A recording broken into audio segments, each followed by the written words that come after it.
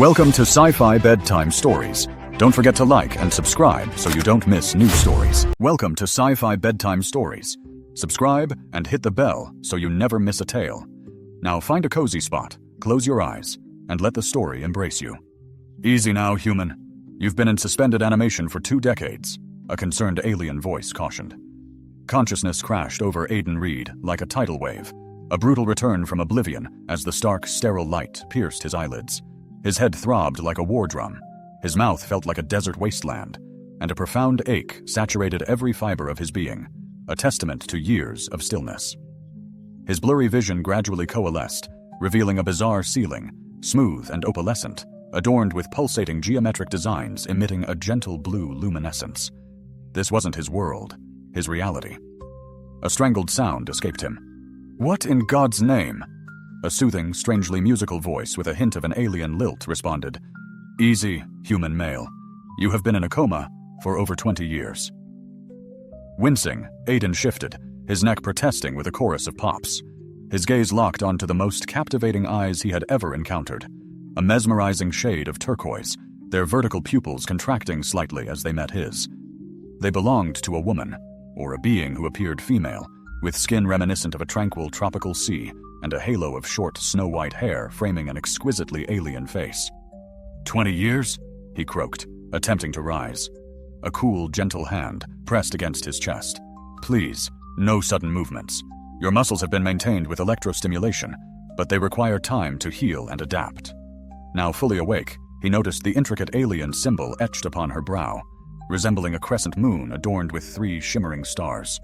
Her sleek black uniform hugged undeniably feminine curves, subtly different from human anatomy. "Who are you?" he rasped, his mind struggling to catch up. "Where am I? What in heaven's name happened?" "I am Isara Nix," she stated, her gaze focused on a holographic display shimmering above her wrist. "I am the medical supervisor overseeing this recovery unit. You are aboard the Celestial Harmony, a multi-species medical facility orbiting your planet, Earth." Aiden blinked, expecting a punchline, but the room remained alien, pristine, and impossibly advanced. Beyond a viewport, he could discern the unmistakable curve of Earth suspended in the inky blackness of space. "Holy Mother," he whispered, disbelieving. "You're not human." A delicate smile graced her blue lips. "An astute observation. I am Azuran, hailing from the Lyra constellation. We have maintained diplomatic relations with Earth for roughly 15 years. 15 years? Aiden echoed, his voice hollow. "And I've been unconscious for 20? Isara nodded, her expression softening with empathy. "You were discovered in cryosleep aboard a derelict research vessel, the Prometheus." The name struck him like a physical blow, unleashing a torrent of memories. The mission, his comrades, the catastrophic accident. Prometheus! Christ! He remembered everything. The experimental FTL drive. Something had failed during the test jump.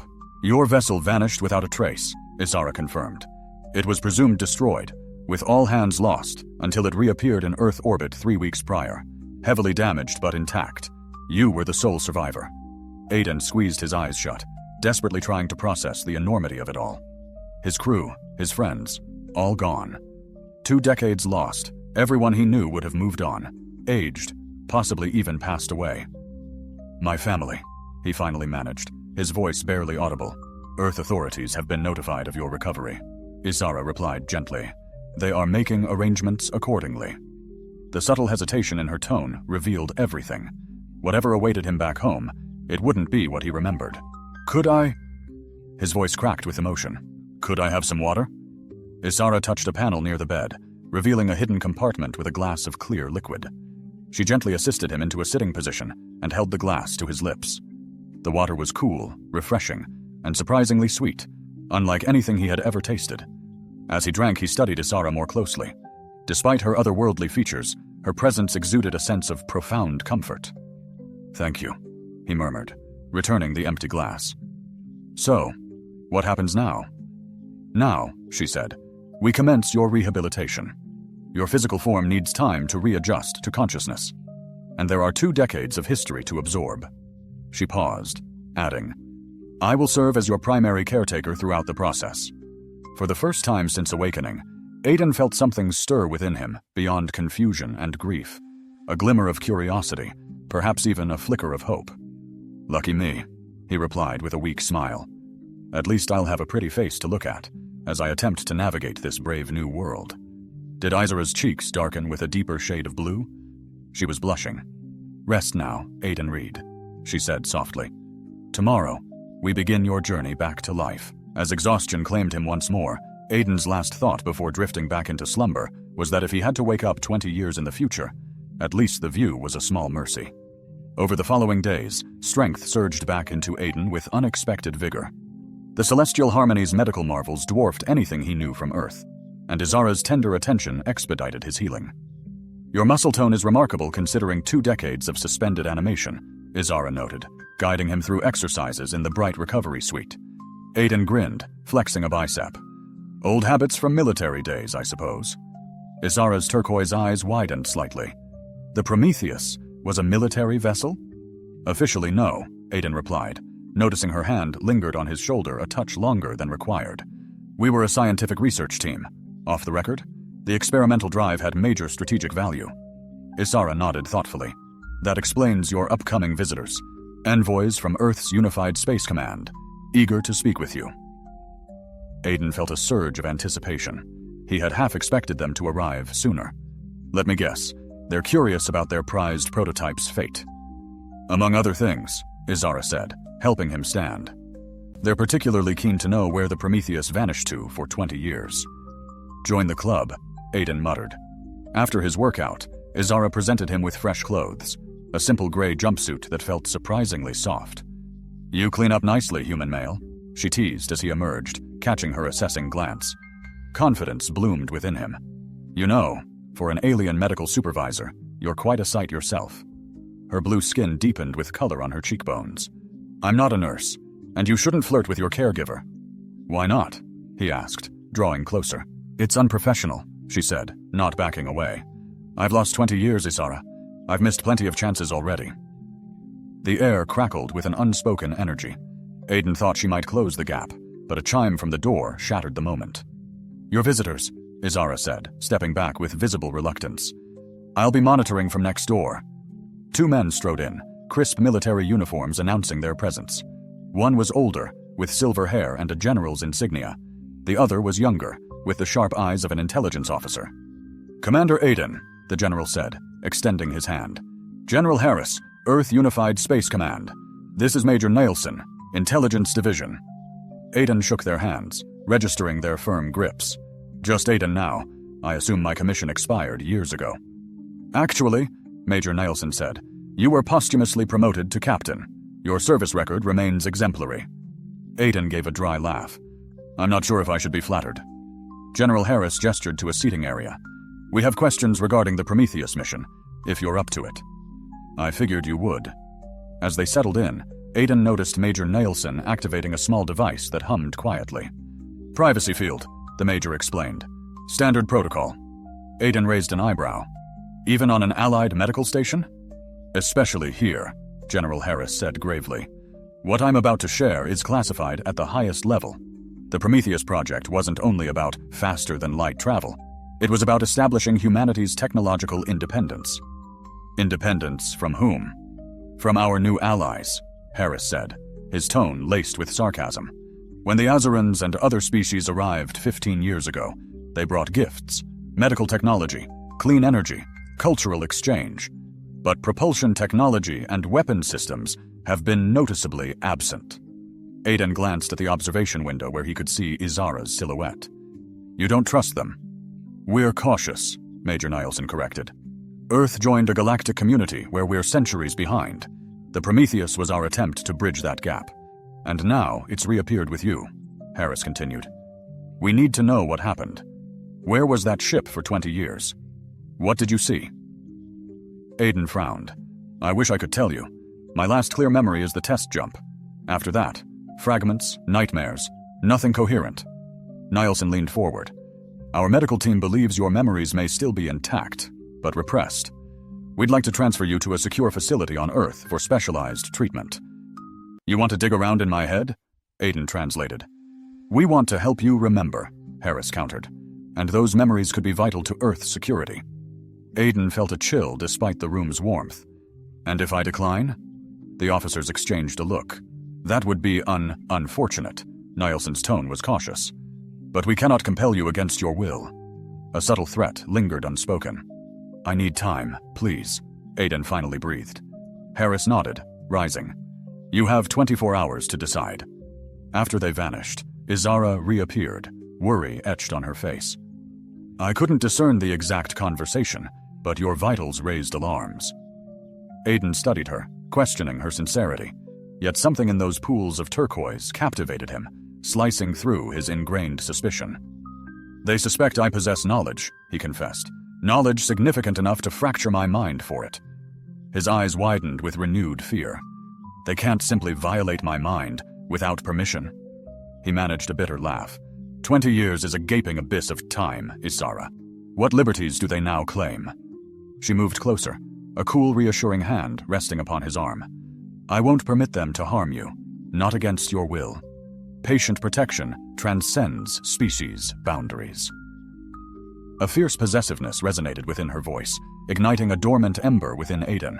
Instinctively, he reached out, his fingertips tracing the exquisite markings on her blue skin. "Why this concern for my fate, Izara?" he asked softly. Her breath caught in her throat. "I feel a profound responsibility toward you." "Is that the totality of it?" Their eyes locked in a silent dance. For a fleeting, timeless moment, the stolen 20 years, the uncertain future, the military's relentless demands all dissolved, leaving only this unexpected, potent connection. "No," she whispered, her voice barely audible. "It's so much more." The station's simulated night descended, bathing Aiden's quarters in a soft, melancholic blue light.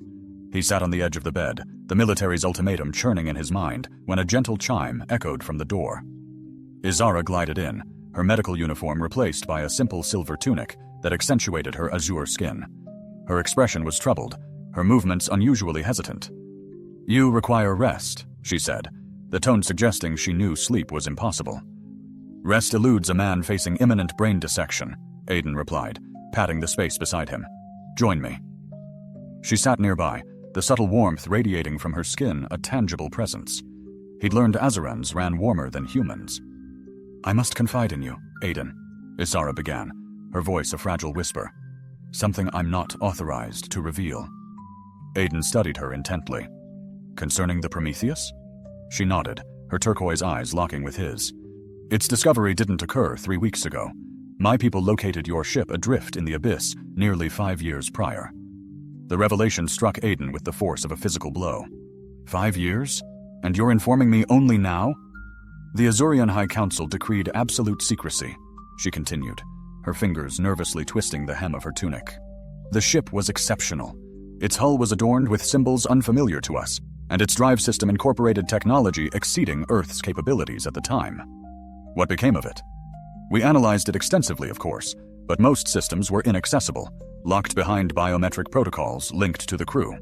You, in cryogenic stasis, remained the sole surviving member." Aiden's mind raced, piecing together the fragmented truth. Then why return the ship to Earth at all?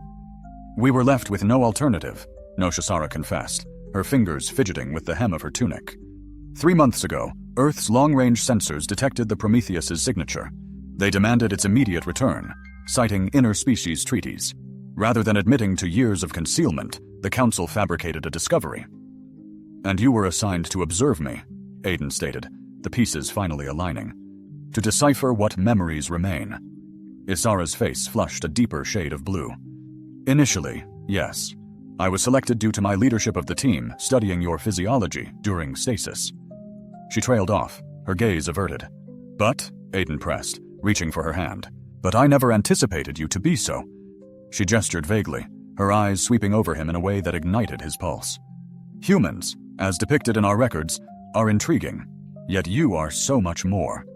Despite the gravity of their discussion, Aiden couldn't suppress a smile. More alive, more intense, more. She searched for the perfect word, finally settling on vibrant. The air between them grew heavy with unspoken desires. Aiden reached up to trace the symbol on her forehead, its delicate pattern imprinted on his fingertip. "What significance does this mark hold?" he asked softly. It designates my lineage, she explained, her breath catching as his finger danced across her skin. It also signifies that I am unbonded. Unbonded? Aiden repeated. That's Azurian for single. A soft smile touched her lips. Essentially, yes. Good to know, he murmured, his hand now cupping her cheek. Isara leaned into his touch, her eyes fluttering shut. This is profoundly irregular. Interspecies relations are complex. I'm a simple man, Isara, Aiden said, drawing closer. And after 2 decades frozen in time, I have no interest in complications. Their lips met, tentatively at first. Then a profound hunger stirred within Isara. Her kiss tasted of exotic spice, warmer than any human touch he'd known. As the kiss deepened, a strange, exhilarating current danced between them, electrifying their skin. Breaking apart, Isara's eyes shone with newfound wonder. That was... she began, breathless. Yeah, Aiden agreed, his voice now thick with emotion. I've studied human physiology, Isara murmured, tracing his cheek with a delicate finger, her touch both scientific and undeniably intimate. But experiencing it is entirely different. Aiden chuckled softly. A professional assessment, doctor? Purely research, she quipped, her playful mask dissolving into a somber expression. Aiden, there's something crucial you need to know. Those markings on your ship, they weren't random. They mirrored ancient glyphs etched onto worlds light years apart. Worlds that couldn't have possibly had contact with each other.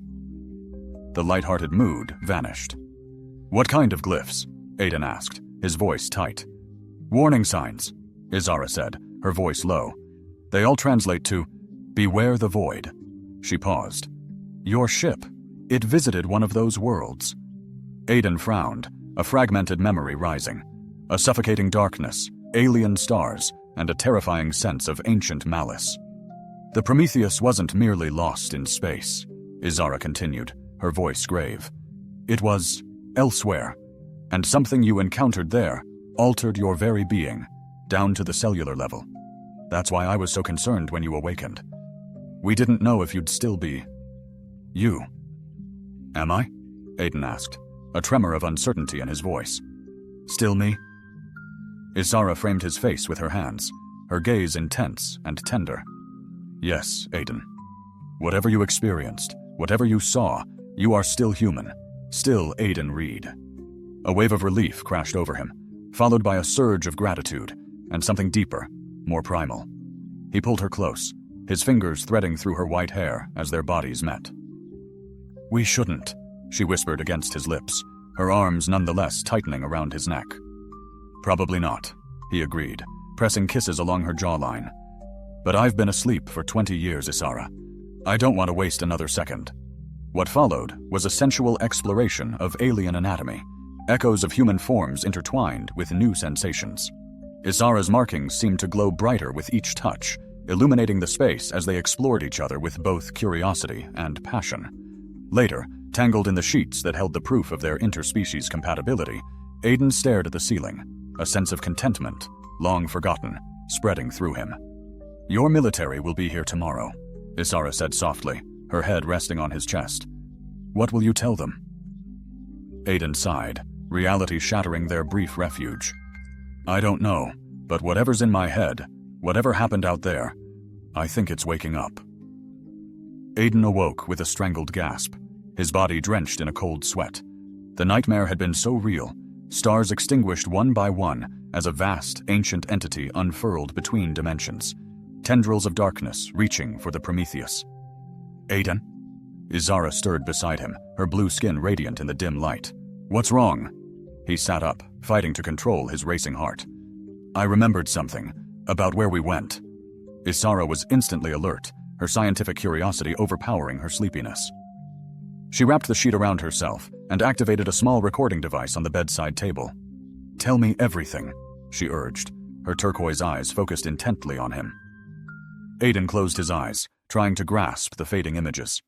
We were testing the FTL drive, a jump to Alpha Centauri and back. Routine. But something went wrong during the jump. Instead of traveling through space, we tore through it.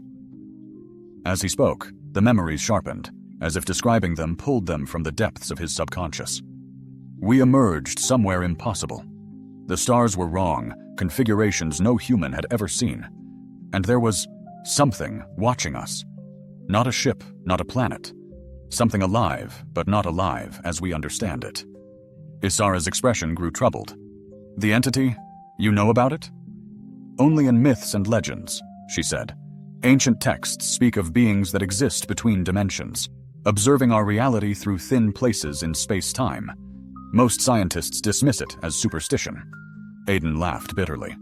It's real, and it spoke to us, not with words, but directly into our minds. He shuddered, remembering the alien consciousness that had brushed against his own, vast, cold, and utterly inhuman. It was curious about us, about humans. It had been observing our universe for eons, but we were the first to accidentally breach the barrier between our dimension and its own. Isara moved closer, placing a comforting hand on his arm. The touch grounded him, keeping the rising panic at bay. What did it want? Knowledge, Aiden said. It offered an exchange, our understanding. So you traded an understanding of physical reality for a glimpse of something beyond, something science can't explain. And your captain was on board. Ara's disbelief hung in the air. We were driven by science, by exploration.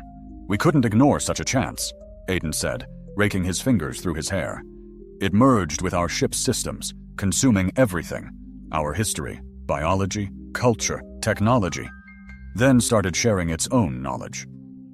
That's when it all went wrong, Ara murmured, guessing the outcome. Aiden nodded, his voice strained. Our systems buckled. The data was too vast, too alien. The ship began unraveling, molecule by molecule. The crew, they changed. His voice cracked, the memory raw.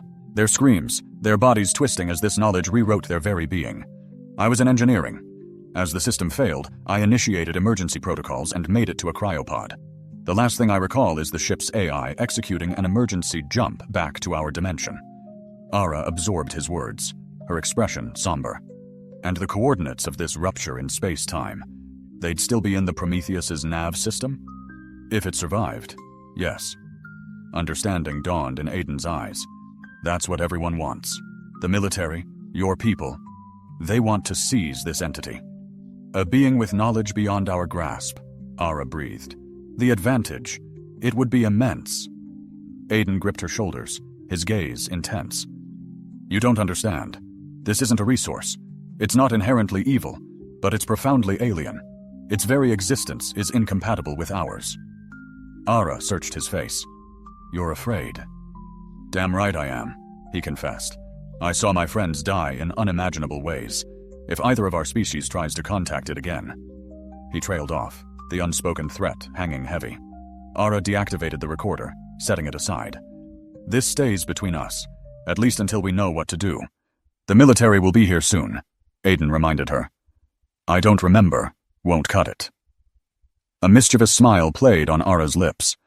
Perhaps we should offer them a more compelling distraction. Despite the looming danger, Aiden felt a flicker of desire. And what did you have in mind? Azurian biochemistry is quite versatile, she purred, stepping closer.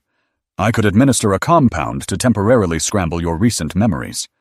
So you wouldn't be lying about my memory loss. Precisely. The side effects? Her smile widened. Increased heart rate, elevated temperature, heightened sensitivity. Her fingers danced down his chest. Nothing a strong human male can't handle. Aiden caught her hand, kissing her knuckles.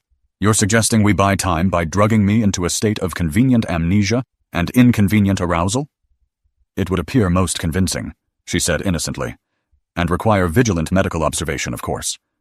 Despite everything, the entity, the military, the danger, Aiden laughed. Has anyone ever told you you're not like other doctors? Has anyone told you you're not like other patients? She countered, leaning in for a kiss.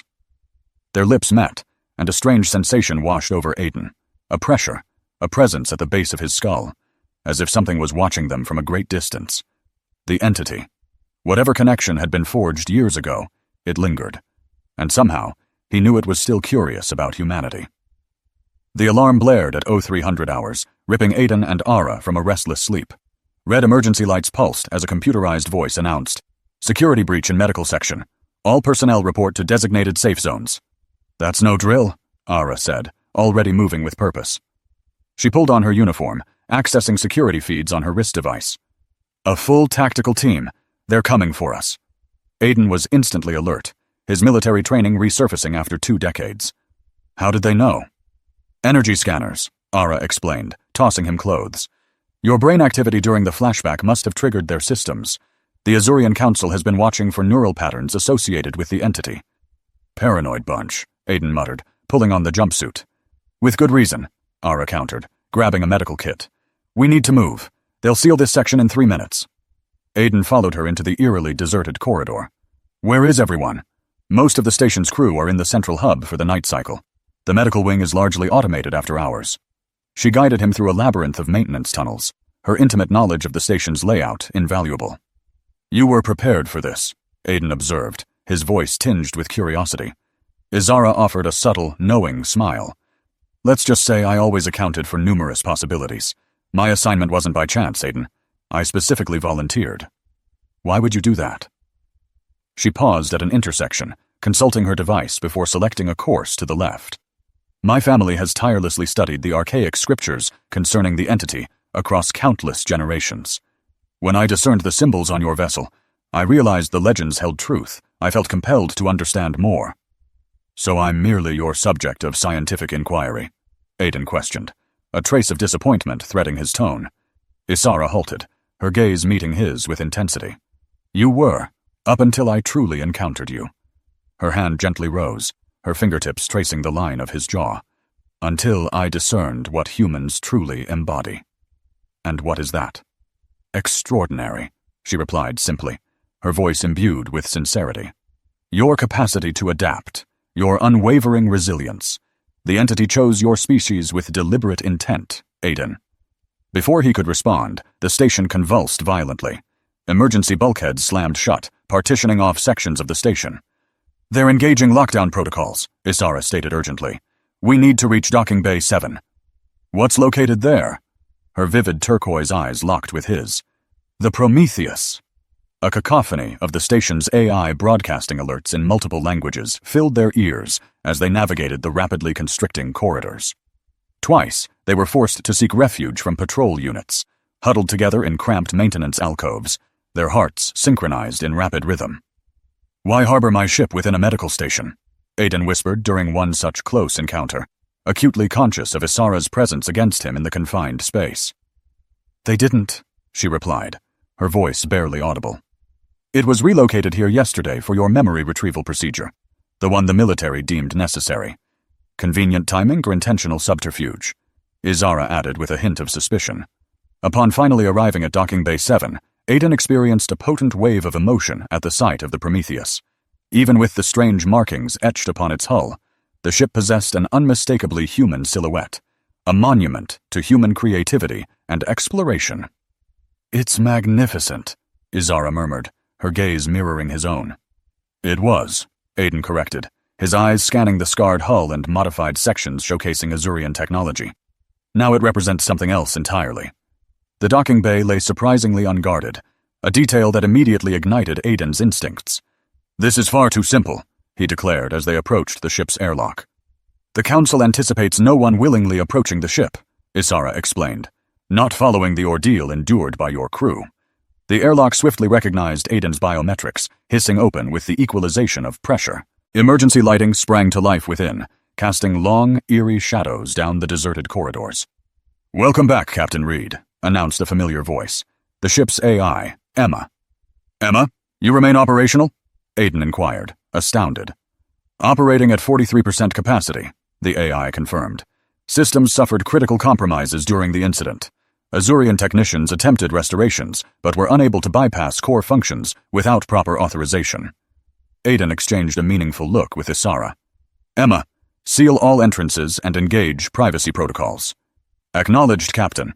Privacy protocols engaged. As they progressed deeper into the vessel, Aiden experienced a conflicting sense of homecoming intertwined with foreboding. The corridors mirrored his recollections, yet felt subtly altered, like witnessing a beloved face warped within a dream. The bridge should possess the navigation logs, he stated, taking the lead. The bridge resembled a tableau frozen in time. Workstations sat unoccupied, their screens displaying the final readings from 2 decades prior. A coffee mug sat beside one console, its contents reduced to a fine dust. Emma, display the final navigation logs preceding the emergency protocols, Aiden commanded. The main view screen flickered to life, projecting an intricate arrangement of coordinates and readings that held no significance for Aiden. Isara, however, gasped audibly. "These aren't merely coordinates," she observed, her eyes studying the display intently. "They represent dimensional frequencies. Your ship didn't merely traverse space. It resonated with a specific frequency, enabling it to slip between realities." "Can you decipher this?" "Partially," she confessed. "My family's research concentrated on theoretical multidimensional physics. These readings substantiate everything the archaic scriptures claimed regarding the entity's dominion." An alert interrupted their revelation. "Security forces have breached the docking bay," Emma reported. "Estimated time until breach attempt, 2 minutes." Aiden cursed under his breath. "Emma, is this ship still capable of flight?" "Main propulsion is offline," the AI responded. "However, emergency thrusters remain functional, sufficient for station departure, but incapable of sustained flight." "It will suffice," Aiden affirmed. "Prepare for immediate departure." As the ship groaned and whirred to life, Isara moved to his side, her expression troubled. "Aiden, there exists something else you must be made aware of. The entity's knowledge wasn't solely confined to the ship's computer." "What do you mean?" "The medical scans performed while you were in stasis revealed Unu. Deep within Aiden's cerebral cortex," she elaborated, strange flares of activity ignited, mirroring broken patterns in the data his ship had recorded. His gaze locked on hers, bewildered. "Are you telling me a piece of that entity is trapped inside my head?" "Not the creature itself," she clarified gently, "but fragments of its profound knowledge." She continued, "The human brain possesses remarkable flexibility, rewiring itself to integrate new information, and your prolonged cryosleep may have facilitated an unconscious assimilation of insights too intense for your awake crewmates." Overwhelmed by the implications, Aiden struggled to speak, but a sudden violent shudder ripped through the ship as something immense struck the hull. "Breach attempt in progress," Emma announced urgently. "I strongly suggest immediate departure." Instinctively, Aiden settled into the captain's chair, his hands flying over the controls. "Hold on tight, Isara," he warned, his voice taut. "This is going to be a bumpy ride." As the Prometheus clawed free, a strange certainty bloomed in Aiden's heart. Whatever waited for them beyond the station, whatever dark secret lurked within his fractured memories, he and Isara would confront it as one. That knowledge infused him with strength. The emergency jump was a brutal, alien experience, unlike anything Aiden remembered. Every cell in his body screamed as the Prometheus tore through the very fabric of space-time. Blaring alarms echoed as vital systems overloaded and died in a chaotic cascade. "Hull integrity failing in sections 3 through 7. Emma's voice crackled through the comms, distorted by static. "Emergency bulkhead sealed. Life support stable only in command and habitation areas." Aiden gripped the chair, knuckles bone white, fighting to maintain control. He noticed Isara had been violently thrown against the deck. He pulled her into his arms. "Are you hurt?" he demanded, his eyes searching her face for injury. She shook her head, her usually impeccable hair a mess. "Where are we?"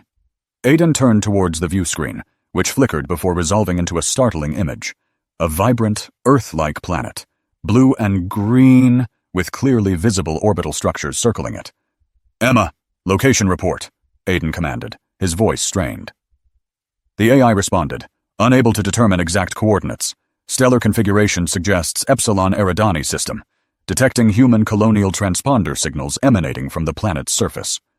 "Epsilon Eridani," Aiden repeated, stunned. "That's over 10 light-years from Earth, and there wasn't any colony there when I left."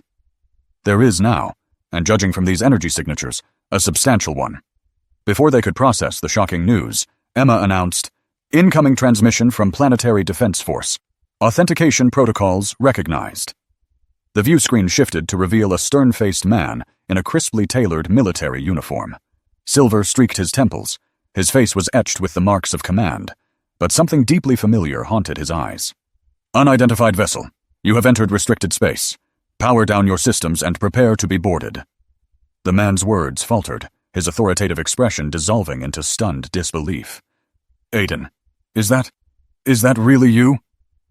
Aiden stared, recognizing a face both intimately familiar and strangely altered. Alex Reed? My God, the man breathed. They said the Prometheus reappeared, but I never thought. How is this possible? Aiden asked, his voice thick with emotion. It's a long story, little brother, though I guess you're not so little anymore. Alex Reed, now a high-ranking officer in whatever colonial defense force guarded this planet, barked orders to someone unseen before turning his attention back to Aiden. I'm sending you coordinates for a secure docking bay. We'll talk when you land. His gaze flickered to Izara, his eyes narrowing slightly. Your companion is welcome as well. The transmission ended, leaving Aiden and Izara in stunned silence. Your brother, Izara said softly. He's here. He was 19 when I left, Aiden murmured, still trying to grasp the reality of it. Just starting at the academy. Now he's what, 39, 40, and clearly influential. This could work in our favor, Izara pointed out. Aiden nodded, setting a course for the provided coordinates. As the Prometheus limped toward the planet, Izara's hand found his. Are you all right? She asked gently. I don't know, he admitted honestly. 20 years was already hard to process as a number. Seeing it etched on my brother's face makes it real, in a way I wasn't prepared for. Izara's fingers tightened around his. Whatever happens down there, I'm with you. The simple declaration warmed something deep inside Aiden. He pulled her closer, pressing his lips to her forehead, where the symbol of her house marked her as unbonded. Thank you. The landing was rough, the battered ship protesting every maneuver. When they finally settled in the docking bay, Aiden took a deep breath to compose himself before facing what awaited them. Ready? Izara asked. As I'll ever be, he replied, his voice steady. The airlock hissed open, revealing a corridor filled with people. A scant greeting party awaited them, 4 armed guards flanking Alex Reed, who looked like he'd raced straight from his command center. Time seemed to suspend as the brothers locked eyes, each silently acknowledging the 2 decades that had sculpted them into different men. Then, Alex surged forward, engulfing Aiden in a desperate embrace. I thought we'd lost you forever, he rasped, his voice thick with raw emotion. Everyone did. It was a near thing, Aiden replied, clinging to the hug with equal intensity. Breaking apart, Alex's gaze shifted to Izara, his expression guarded, assessing. And you embody Nick's biology, she replied, radiating serenity. I am supervisor from the Celestial Harmony Station. An Azurian installation, Alex stated, his tone suddenly distant. A considerable distance from your homeworld, Dr. Nix. As is your brother, she parried, unflinching. Alex scrutinized her for a beat, then nodded curtly. We need a secure space to talk freely, where words won't be overheard. You both have much to learn. He steered them through the colony's vibrant heart, an astounding display of human ingenuity that left Aiden mesmerized despite himself. Within just 20 years, humanity had birthed not merely an outpost, but a flourishing settlement, its architecture a captivating fusion of familiar earthbound designs and ingenious adaptations to this alien terrain. Impressive, isn't it? Alex remarked, noting Aiden's awe. New Haven, our crowning achievement, the farthest reach of humankind, and our most advanced colony. Population? Aiden inquired, his voice hushed. Close to 200,000 souls now, Alex replied, pride evident in his voice. We are wholly self-sustaining, possessing our own defense forces, research facilities, and governing body. They entered a fortified structure Alex identified as Defense Command. In a secluded conference chamber, he dismissed his security detail before turning to face Aiden and Izara squarely. Now, he began, his voice laced with urgency, unfold everything for me. Over the next hour, Aiden painstakingly recounted his fractured memories of the Prometheus mission, the terrifying encounter with the entity, and his disorienting reawakening. Izara filled in the gaps, elucidating the Azurian discovery of the derelict vessel and the volatile political implications it ignited. Alex absorbed the information without interruption, his brow furrowing with increasing disquiet. So both Earth Command and the Azurian Council are lusting for the knowledge locked within your mind, he summarized grimly, and neither appears to give a damn about the cost to you. That's the succinct version, Aiden confirmed, a knot of dread tightening in his stomach. Alex leaned back in his chair, his gaze oscillating between them. What you're unaware of is that we've been battling incursions from the entity's realm for the past 5 years. Aiden felt a chill cascade down his spine. What type of incursions? Insignificant spatial disruptions at first, Alex explained, his expression grave. Then reconnaissance probes of some kind. Lately more aggressive incursions, vessels and even settlements vanishing. Their inhabitants discovered, changed. The entity is searching for something, Isara offered softly. Or someone. All three understood the unspoken target. You require protection, Alex declared without hesitation. And we desperately need the knowledge you possess about this entity. I believe we can mutually benefit. He rose, walking to a panoramic viewport overlooking the colony. Stay here. Take refuge tonight. Rest. In the dawn, we'll strategize our next actions. As Alex made arrangements for their quarters, Aiden found himself studying his brother, the self-assured commander he had become in Aiden's absent years. Pride mixed with a sharp pang of displacement. The boy he'd left behind had matured into a leader, while Aiden was lost to the cosmos. Their designated quarters were sumptuous, yet clearly fashioned for visiting dignitaries, luxurious amenities interwoven with subtle security protocols. Once alone, Isara explored the space with undisguised curiosity, marveling at the human touches. Your species prioritizes comfort, she observed, testing the plush bed with clear approval. Azurian design emphasizes functional efficiency above sensory pleasure.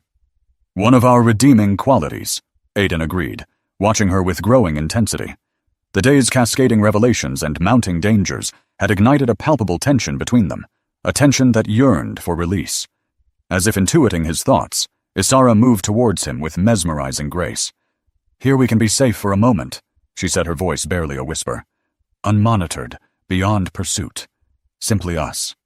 Aiden pulled her close, his hands tracing the contours of her body through the sleek uniform. Simply us, he echoed. A human and an Azurian, hiding together from their respective worlds, she added, her turquoise eyes darkening with unmistakable desire. Their lips met, a kiss that deepened with urgent exploration. The intricate patterns on Isara's skin began to glow with her arousal, casting the room in a soft, ethereal light as they sank onto the bed together. In the aftermath, lying entwined in the sheets with Isara's head resting upon his chest, Aiden experienced a clarity that had eluded him since his awakening. Whatever challenges the coming day would hurl at them, whatever buried secrets still lingered within his fractured mind, he would not face them alone. And that altered everything. Morning arrived with a gentle chime from the room's environmental system. Aiden woke with Isara curled against him. Her cerulean skin shimmered in the soft dawn light that poured through the viewport. He gazed at her as she slept, realizing how completely essential she had become to him. A soft knock at the doorway shattered the peaceful quiet. Alex stood there in full uniform, his face a mask of gravity. We need to talk, he stated, his voice low. Both of you. Research center. 1 hour. The research center was a colossal complex on the colony's fringe, carved into the planet's very bedrock. Security was oppressive. Checkpoints, biometric scans, armed guards at every turn. Expecting trouble? Aiden questioned as they cleared yet another sealed door. Always, Alex replied grimly. What we're doing here is too crucial to compromise. He guided them into an immense laboratory teeming with scientists at countless stations. Dominating the center was a device beyond anything Aiden had ever imagined. A colossal lattice of interlocking rings and pulsing energy conduits, throbbing with barely leashed power. What is that? Isara breathed, her scientific curiosity blazing. We call it the barrier, Alex explained. It's designed to permanently seal the dimensional rifts. He then introduced Dr. Lydia Armstrong, the project's lead scientist, a sharp-eyed woman with streaks of silver in her dark hair. We've gathered data from the incursion sites for years, Dr. Armstrong said, conjuring holographic displays of the anomalies. Each one leaves behind trace particles, unique quantum signatures. Analyzing these signatures, we've mapped the entity's dimensional frequencies it uses to violate our reality. And this device can block those frequencies? Aiden inquired. In theory, Alex said, his tone cautious. But we've reached an impasse. The barrier needs calibration by someone who's experienced the entity's dimension firsthand. Someone whose mind has been touched by its influence. The unspoken implication hung heavily between them. You need me, Aiden stated plainly. Yes, Dr. Armstrong confirmed. Your neural patterns hold precisely what we need to complete the calibration sequence. But, Aiden prompted, sensing the unsaid warning. Alex and Dr. Armstrong exchanged a look. The process is dangerous, Alex confessed. The neural interface would essentially use your brain as a template, mapping your unique connection to the entity's dimension. The strain could be significant. He means fatal, Isara interjected, her medical expertise recognizing the understatement. You're asking Aiden to sacrifice himself. Not necessarily, Dr. Armstrong argued. Normal human physiology couldn't survive the process. True, but Aiden isn't exactly normal anymore, is he? The entity altered him at a cellular level. Isara's eyes widened as she considered the implications. The unusual neural activity during his cryostasis. His brain was adapting to the entity's influence, forging new pathways to accommodate the information. Exactly, Dr. Armstrong confirmed. We believe he might survive the calibration. Might, Aiden repeated. Those aren't encouraging odds. They're the only odds we have, Alex said somberly. The incursions are escalating. Last month we lost an entire outpost. 300 souls, some dead, others transformed into things that barely resembled human beings. Aiden felt the crushing weight of the decision bearing down on him. 20 years ago, he was a scientist, an explorer driven by boundless curiosity. Now, he was being asked to wager everything to save a colony he barely knew. He looked at Isara, her turquoise eyes reflecting his own internal turmoil. What do you think? I think, she said carefully, I didn't cross species lines and betray my government just to watch you throw yourself away.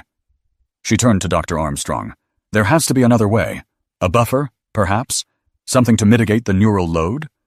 Dr. Armstrong pondered this. Theoretically, we could modify the interface to distribute the strain, but we'd need a secondary consciousness with compatible neural architecture. Use me, Isara said without hesitation. Absolutely not, Aiden protested. ESUN neural pathways are far more robust than human ones, she countered, and I've studied the entity's influence on your physiology more thoroughly than anyone else. I'm the logical choice. It's too dangerous, Isara, Aiden insisted. Isara took his hands in hers, her expression fierce. 20 years ago, you plunged into the unknown because you believed in exploration, in discovery. Now I'm asking you to trust me to stand beside you as we face this together. The resolve in her eyes mirrored the profound love that filled his soul. In that instant, Aiden knew that what had blossomed between them was so much more than attraction or a simple alliance. It was a bond he'd never dared to dream of, especially not with someone from another world. All right, he conceded finally, but we do this together, or not at all. The next 12 hours dissolved into a dizzying flurry of preparations. Dr. Armstrong and her team began the painstaking task of modifying the neural specialized interface suits awaited Aiden and Isara in a quiet preparation room designed for both human and Azuran forms, while Alex readied colony defenses against the entity's possible reprisal. Noticing Aiden's somber mood, Isara inquired softly, having doubts? Doubts about rescuing the colony? Never. Aiden drew closer, his fingers tracing the luminous patterns gracing her face. Doubts about endangering you? Absolutely. She leaned into his touch. On Aurora, she began, we believe in soul threading, the destined weaving of certain beings' paths across time, their fates entwined. Aiden offered a gentle smile. Sounds romantic. It's considered a scientific principle, she corrected, though her eyes danced with amusement. Quantum entanglement, but at a consciousness level. Are we entangled then? He wondered. I believe so, she whispered. How else could a human and an Azuran find each other after 20 years across the void? Their kiss was tender, yet charged with unspoken emotions, fear, hope, and a promise of something neither dared to dream of when Aiden first awoke in the medical bay. Awaiting them was the calibration chamber, ominously silent, the colossal barrier device looming above two interface platforms. Neural interfaces online, Dr. Armstrong announced through the comm, her team monitoring from a shielded control room, while Alex maintained a vigilant watch with security personnel. Initiating calibration sequence in 3, 2, 1. The connection struck instantly, overwhelmingly. Aiden's consciousness expanded, brushing against Isara's mind, reaching beyond into the dimensional frequencies preserved in his altered brain. Visions cascaded through him, alien stars, incomprehensible geometries, and the entity itself, ancient, inquisitive, and utterly other. Throughout it all, he felt Isara's presence anchoring him, her mind harmonizing with his, channeling dimensional knowledge into the barrier systems.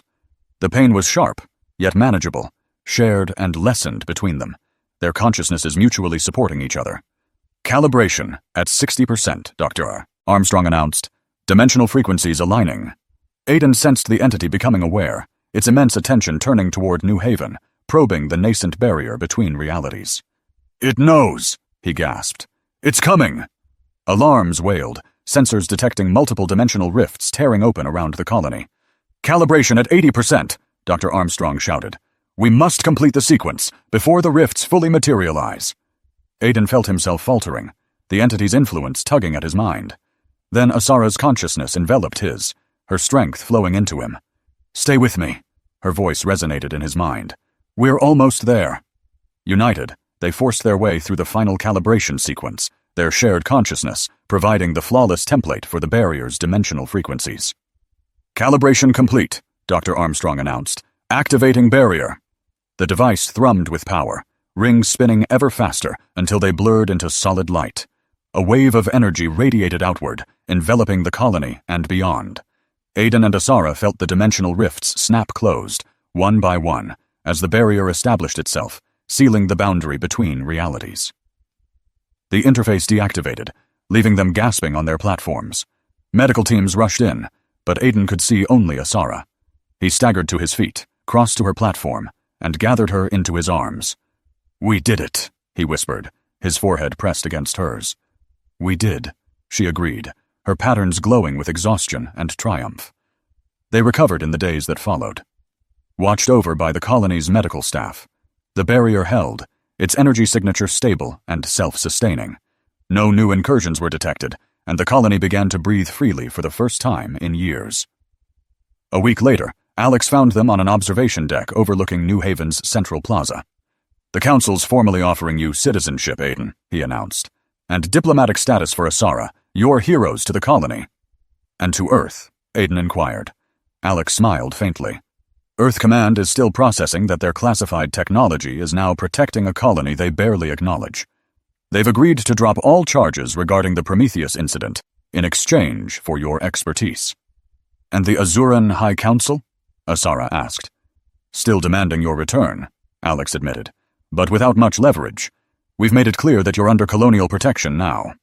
He handed them security clearances and quarters assignments, a new life waiting to be built. As twilight descended upon New Haven, gazing through the viewport, Aiden and Asara watched alien constellations blossom above the colony they had rescued. 20 years asleep, Aiden thought, a somber weight in his chest. To awaken to such a transformed world. "Not everything's changed," Asara murmured, her gentle touch tracing the lines of his face. "Some things endure, across time and vast distances." He questioned, "Like what exactly?" With a soft smile, she answered, "Like humanity's resilience, its ability to adapt, like your extraordinary strength, your gift for emerging stronger from the depths of the unknown." Pulling her close, he whispered, "Like us?" Asara's bioluminescent patterns pulsed with joy as she agreed, "Especially us." And their lips met in a tender kiss. Beyond the glass, the energy shield shimmered subtly in the upper atmosphere, a testament to human innovation, Azuran wisdom, and the profound bond between a time-lost man and the alien who'd gifted him a new existence among the stars. In the days that followed, they rested, carefully watched over by the colony's devoted medical staff. The protective barrier remained strong, its energies stable and self-sustaining. With no further threats detected, the colony finally began to exhale, free from the pervasive fear that had gripped it for years. A week after the shield's calibration, Alex found them on an observation deck, overlooking New Haven's vibrant Central Plaza. "The Council has formally offered you citizenship, Aiden," he announced, "and diplomatic standing for Asara. You're both heroes to New Haven." "And to Earth?" Aiden wondered. Alex smiled wryly. Earth Command is slowly wrapping its head around the fact that its top-secret tech is now safeguarding a colony they barely acknowledge. They've agreed to drop all charges related to the Prometheus incident, in return for your technical expertise. "What of the Azuran High Council?" Asara inquired. Alex admitted, "They're still demanding your return, but their leverage is limited. We've made it abundantly clear that you are both now under the protection of New Haven." He handed them security clearances and housing assignments, symbols of the new life awaiting them. As twilight painted New Haven in hues of orange and violet, Aiden and Asara stood side by side at the viewport, watching the unfamiliar stars ignite the alien night.